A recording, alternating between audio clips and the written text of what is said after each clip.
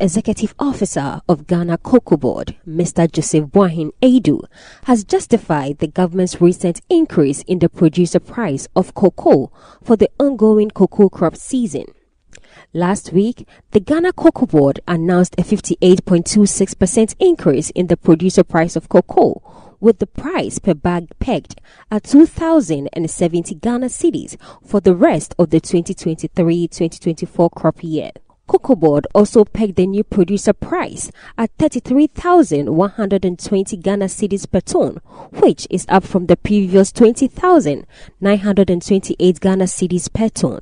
Mr. Boahen-Addo said the new price has become necessary to enhance the income of cocoa farmers, and it was reviewed after consultation with the stakeholders. Speaking on Oman FM's National Agenda program on Tuesday, the CEO of Cocoa Board, Mr. Joseph Boahen, said it has become necessary to enhance the income of cocoa farmers in response to the rising prices of cocoa on the international market, among other reasons. A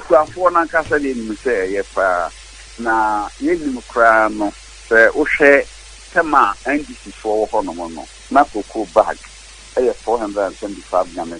That's a not cement bag, a 30. Into you divide there. Not just a cocoa bag is in cement, 15 bucks. On the make away to say, Quelibia, or a fua. It's a cocoa for 9 on per se. On the make away to say, Quelibia, or a fua. It's a cocoa for 9 on per se, which we see down. Now, dear, is here power back on cement. Enti no NDC time no cocoa bag 8 liter cement nkutukuo dunsia enne no cocoa board no omanpanyin na nado dankwa akufo-addo na dawroma wapagye mana ko 2070 NDC for say enye na enye mpo no cement bag enne 95 cedi enti ubu nkonta na cocoa bag bia no ebema cement nkutukuo aduonu mienu 2 bags. Inti si yade cement krano yade ye mpacho huwa. Wabra NDC tam. Eye omantenyi da John Mahama tam. Na cocoa bag baku. Emma cement. Etuma kweni to cement dunsia. Ene na cocoa bag baku. Etuma kweni no oto cement. Maku aduonu mienu. Sefe kweni na nya 6 more bags cement. Aka hono. Ene kwa sede ye kana mekan. Cement ne bo mbaka so ene cement.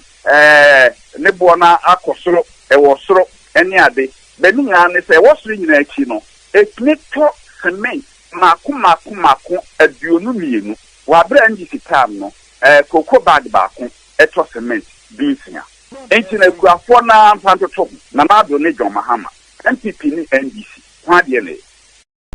In a related development, Mr. Amodate, a political and social activist, added his voice to the announcement of the recent increase in the producer price of cocoa in Ghana. He said the step is in the right direction to mitigate against smuggling, especially as Ghana's neighbor and the world's leading producer of cocoa, Cote d'Ivoire, last week announced a 50% increase in farm gate prices. Moreover, the price increment is in the right direction, because it's going to act as an incentive to incentivize the farmers to produce more. You know, it's like a pay for their services or the work that the labor that they have put in the production of cocoa, so that they have gotten increase in the price. More so, Ivory Coast is one of the leading, I think it's the #1 leading producer of cocoa. And if Ivory Coast has increased the price, then it goes to the extent that if Ghana doesn't also increase the price, there's going to be a smuggling. There's going to be a movement of the cocoa seed from Ghana to Ivory Coast, because it is a determination of every individual to produce and get more prices for profit and etc. etc. So Ivory Coast has increased, Ghana has increased to stop the flow. Say that the cocoa seeds or beans stay in this country instead of the smuggling. So that is a very strategic move by the government to block that flow. Mr. Amodate also opined that it is about time Ghana accelerate value addition to its raw cocoa beans and move away from the perennial increments in cocoa producer prices, which yield less for the economy. The political activist and a member of the New Patriotic Party said it was about time the nation started focusing on measures that would add value to the cocoa beans. Not just the price increases that is critical to me at this very particular point in time. Ghana has been producing cocoa for so many years, as you and I know. But the question is, are we just going to increase the prices, produce the beans, and ship them off to the developed countries for them to produce cocoa, chocolate, cocoa butter, creams, liquor, wine, etc., and then we go in there and then import them at a higher price, you understand, to this country? Is that how it's going to be? So that active inertia, the status quo of increasing cocoa prices, produce the cocoa, ship them, and then they add value to it. We go and then buy them and then bring them to this country at a higher price. Must cease, must stop. It is about time that we do value addition. We increase the price of cocoa, there's going to be an increase in supply. We build factories, we add value to it. We can do cocoa butter, we can do chocolate, Ghana chocolate, we can get wine, we can get so many things, so many solutions, so many products from the cocoa beans. And then instead of shipping the raw material, which is the beans, outside, this time around, we ship the final produce of maybe cocoa butter, maybe cocoa chocolate, outside to get higher prices. So we have to look at the entire value chain, we have to look at the entire supply chain, and then how best we can improve upon creation value, the creation of value in this country. Now, when we do that, we can generate employment in this country. The youth can get jobs to do at the various factories, at the various production nodes. Employment generation, productivity will go up. When productivity goes up, we get more income. So it is income generation, employment generation, productivity will go up, consumption will go up, importation will go up, and therefore the net factor income from abroad will also increase, like the trade balance.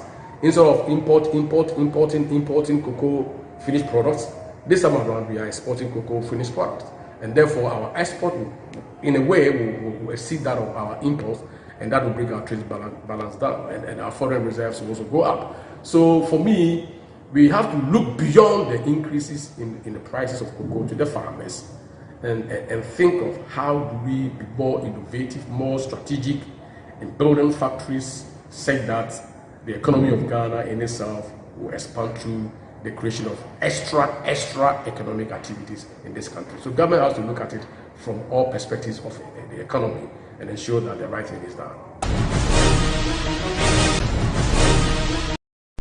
The Minister of the Interior, Mr. Henry Quartey, has pledged the government's commitment to ensuring conditions for free, fair and credible elections in the upcoming general elections scheduled for December 7th, 2024.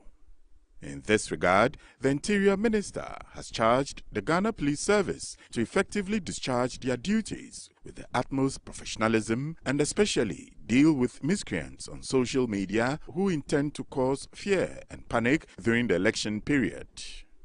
Mr. Henry Quartey made these remarks when he paid a working visit to the headquarters of the Ghana Police Service in Accra on Monday as part of his familiarization tour of various security agencies after he was appointed Minister of the Interior.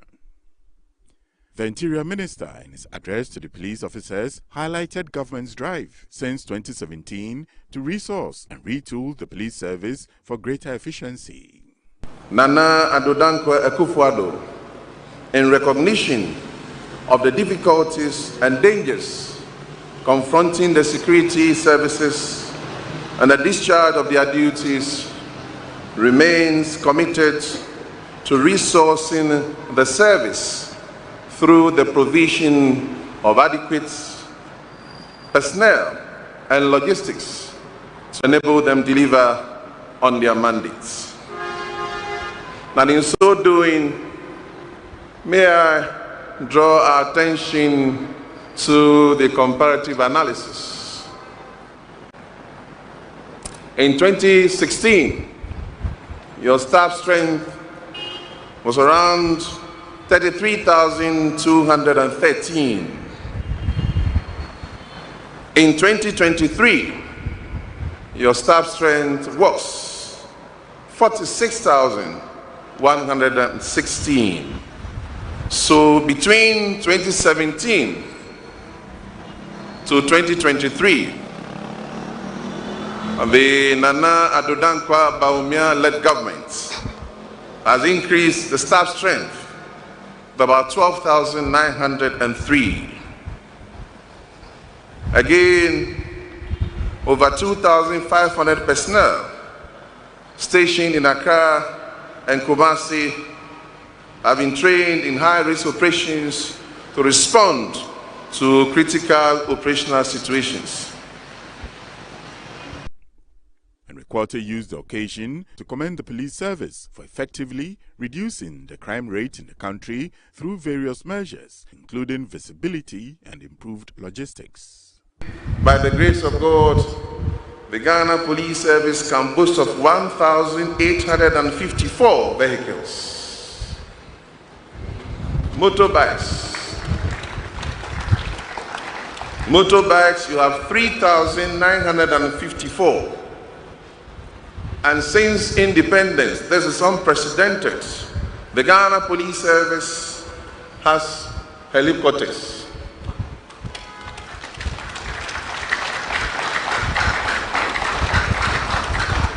And that is not all. I'm aware that pilots were sent to South Africa to be trained, and a hangar has also been built. In addition, as I said, government has provided adequate arms and ammunitions, body armored personnel carriers to combat crime in the country. The visibility is good, the discipline is good, and I want to commend all of you for that.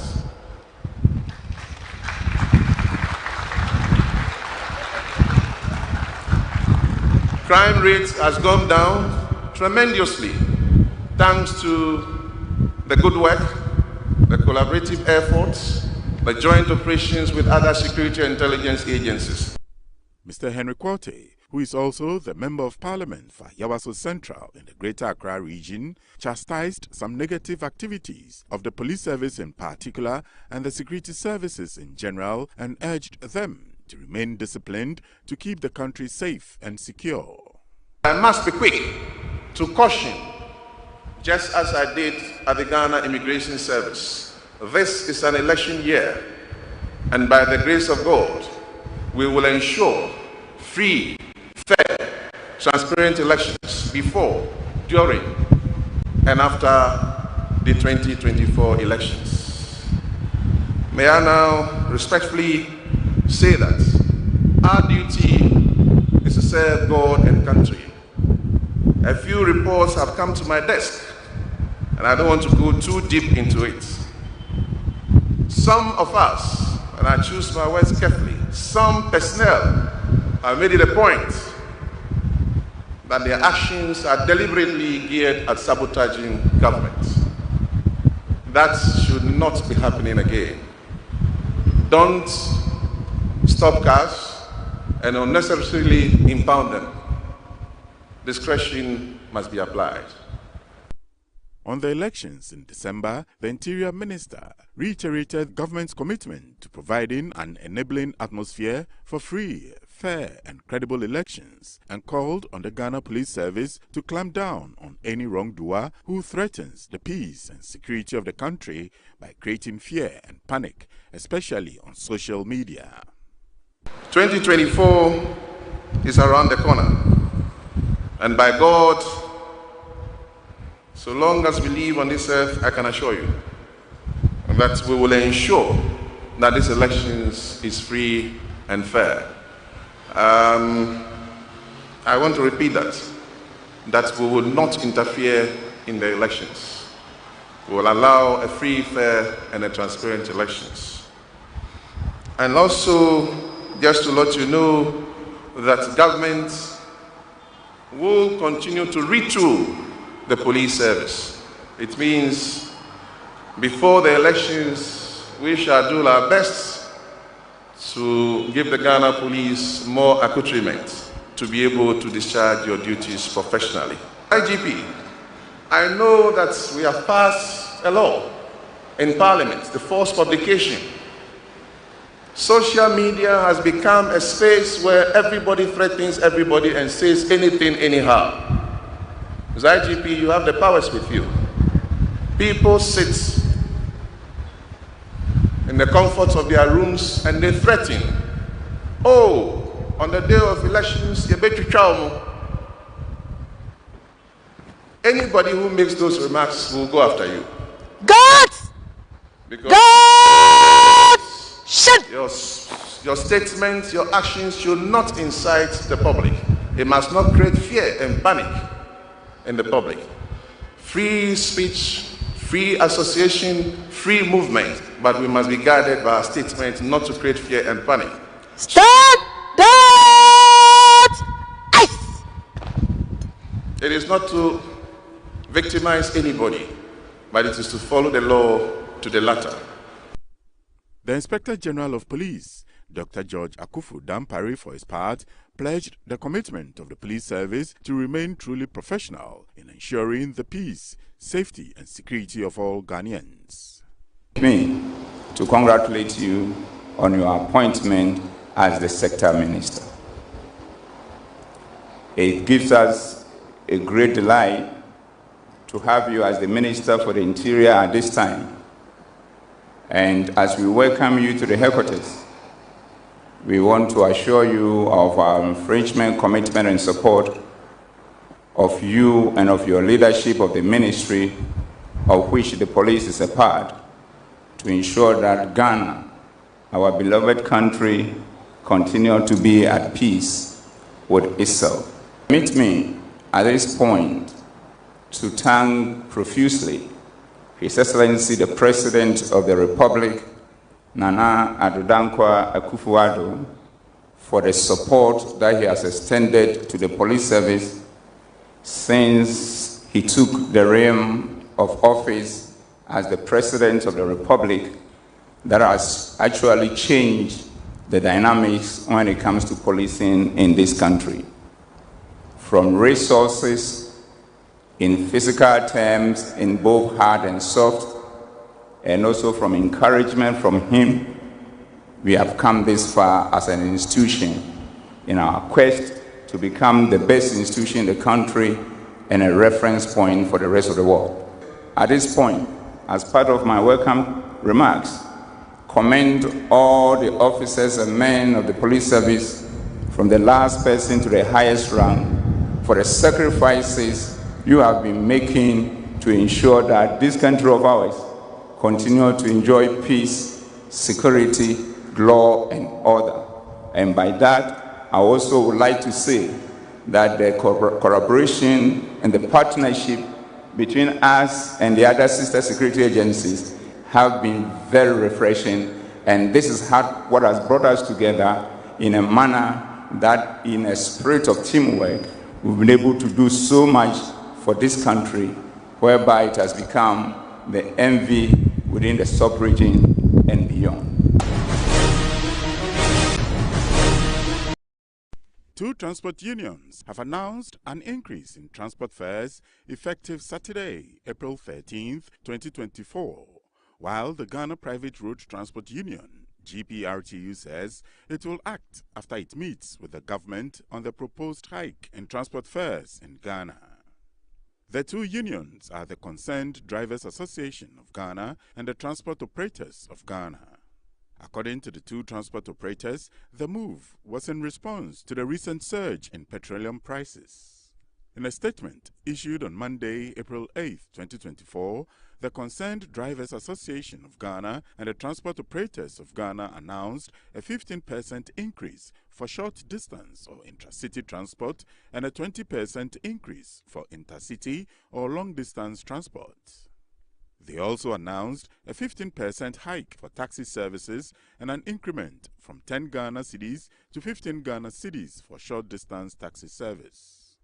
They further mentioned that the decision was due to a lack of government intervention in reducing fuel prices, vehicle spare parts and lubricants, despite ongoing economic challenges. For its part, the Ghana Private Road Transport Union, GPRTU, has instructed its members to refrain from raising transport fares until a meeting is convened to assess the appropriate increase level. According to the union, the significant rise in fuel prices and no corresponding increase in fares, drivers anticipate exploiting this situation to raise their fares. The Western Regional Branch of the union said the increment in price of transport fares, which was scheduled to take effect on Monday, April 8th, has been put on hold. Mr. Joseph Kujo, the Western Regional Chairman of the GPRTU, said the Transport Minister and the National Board of the GPRTU were scheduled to meet concerning the 30% increment proposed last Friday by the GPRTU. He said transport operators expressed satisfaction when the 30% increase in transport fares was proposed. He added that drivers were excited about the initiative as it will go a long way to cover expenses on spare parts and fuel. Mr. Kujo therefore urged drivers to keep calm as negotiations were ongoing, all in their interest and that of commuters. He said regardless of the percentage increment, passengers would always complain, but that was not their concern, as their interest was also to promote their business.